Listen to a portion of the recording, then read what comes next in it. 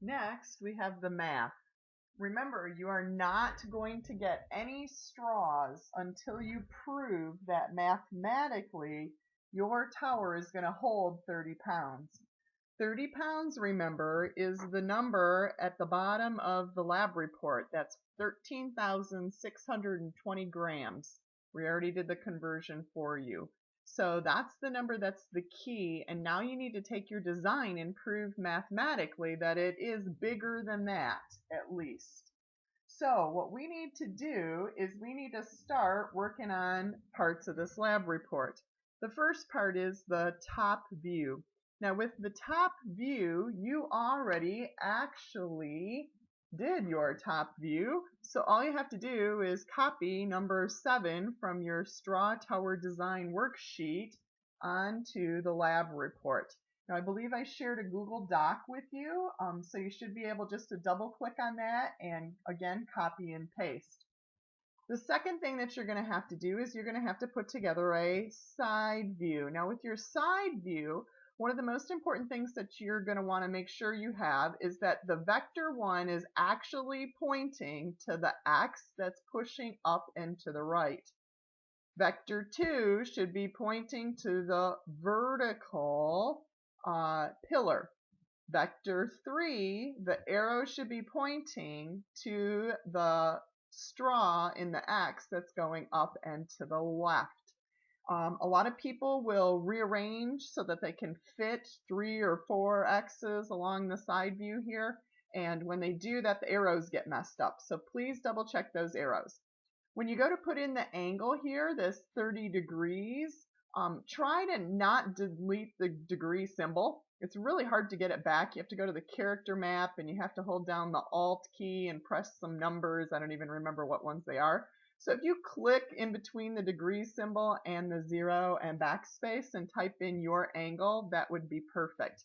Same thing where it sits over here. Right now I have it set at 30 degrees. I know in my tower I did not use 30 degrees, so I want to change it 1, 2, 3, 4, 5 times on the actual lab report. Now your side view, you also already drew on your design worksheet. So here I already drew what my side view is going to look like. There were going to be 2 X's on each side. So I want to put that on my lab report under the side view section. So now let's talk about the math.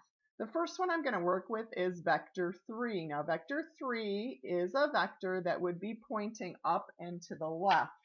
So remember my sketch that I drew? I have a vector that is going up and to the left, and you'll notice on my sketch here I labeled it vector 3. Now vector 3 I'm going to do in red. So when we're looking at the math part, I'm only looking at the red part right now. I kind of color coded. Yes, I'm nerdy and you all know that. So here is vector 3. Vector 3 is this arrow that is pointing up and to the left. Now, on this vector that's pointing up and to the left, the straw will hold 800 grams. Now, we did some kind of minor testing. We put a McDonald's straw up and we kept putting weights on it and kept putting weights on it and kept putting weights on it until we determined how many grams it would take before that particular kind of plastic would buckle. And we got approximately 800 grams. Now, why do I say approximately? Well, look at how many significant digits are in it. Notice that there's only one significant digit in it. So that means all of our answers are only going to be to one significant digit because we just kind of ballparked when the straw was going to buckle. Now, if you remember from the vector components, I have a 45-degree angle here, and this arrow is going up and to the left. So there are 2 parts. There's an up part and there's a left part.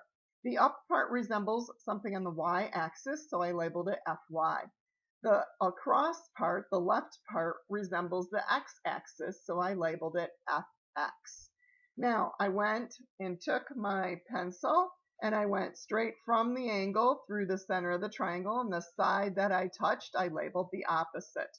Here is my 90-degree angle, so if I put my pencil in that corner, go through the center of the triangle, the side that I touch is my hypotenuse, which is actually the straw, 800 grams. and then the other side is the adjacent. And if I did that sine formula and that cosine formula like we did on our vector components homework, you will notice that the sine of the angle, 45 degrees in my circumstance, I have no idea what yours is the opposite side, fx, over the hypotenuse, which is 800. So that's where I got the formula. My cosine of the angle, again 45 degrees, is the adjacent side, which happens to be fy, over the hypotenuse, which is 800. And then if you do the math, you're going to multiply both sides by 800. And so you will notice on your lab report, I already have the math done for you. It says 800 times the sine of 30 degrees on the lab report. I changed the 30 to be 45 because that's what it was in my triangle. And then the y portion is the cosine, and it's 800 cosine of 45. So I already did that math. Now, if you are like me and you have a graphing calculator, please make sure that you go to mode and you change the mode to degrees. That's the most common error that anybody can make. Make sure your mode is in degrees. And then what we're going to do is we're going to do some calculations next. Now for vector 3, we have to do 800 times the sine of 45 degrees in my triangle. Again, I have no idea what your angle is. I punched that in my calculator and I got 565.685.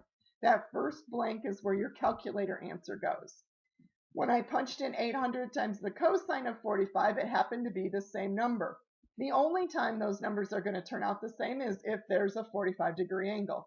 And the reason is because a 45-degree angle splits exactly in half a 90-degree, and that's why they are exactly equal to each other. If you did any other angle, these two numbers will not be the same. Now, if you notice on my paper here, the next line is where we're going to put the total number of x's. Remember that my vector 3 is any arrow that is going up and to the left. So if I look at my side view here, I have one here that's going up and to the left. But remember, I have a second x on that side, so there's a second one that's going up and to the left. So there are two per side. And on my particular top view, remember I have two x's on this side, so there's going to be two up and to the left, two more up and to the left, two more up and to the left, for a total of 6 x's. Now, if you go back to your worksheet and you look at the answer, yep, it's on that page, I'm sorry. If you look at the answer to number 10, number 10 says that there are a total of 6 x's. So you don't have to recount them all if you don't want to. You counted them once already on this worksheet, so that's why I put on my math here, look at number 10 for the total number of x's. So in that particular blank, I am going to be putting in a 6 because that's what number 10 said. I had 6 x's. So now in my calculator, I'm going to take that 565.685 and I'm going to multiply that by 6. And I'm going to get a calculator answer again of 3394.11. Okay, so I wrote that in the box. Now, that number happens to be the same for my y. It may not be the same for your y. So I'm going to put that in real quick, 3394.11. Now, you will notice over here on my last line, I have an SD above. The SD means that I need to account for significant digits. Well, I had two different numbers. I used 800 and I used 45 degrees. 800 has one significant digit, 45 degrees has two significant digits. So one significant digit is going to make this number round off to 3,000. Now, I don't know if you noticed, but I already put in a negative and a positive. Remember, the direction that your arrows are pointing determine the negative and the positive. It will not show up on your calculator. So I have here an arrow that's going up for the y. So next to my y, I put a positive. My x is pointing to the left, and normally on the x-axis, when you go to the left, that's where the negative numbers go. So I put in a negative, and now I'm going to round that off to significant digits. And again, my answers happen to be the same ones, 3,000, because I used 45 degrees. And again, that is not necessarily going to be the case in yours. So I have a negative 3,000 grams and a positive 3,000 grams. One is my X component and one is my Y component.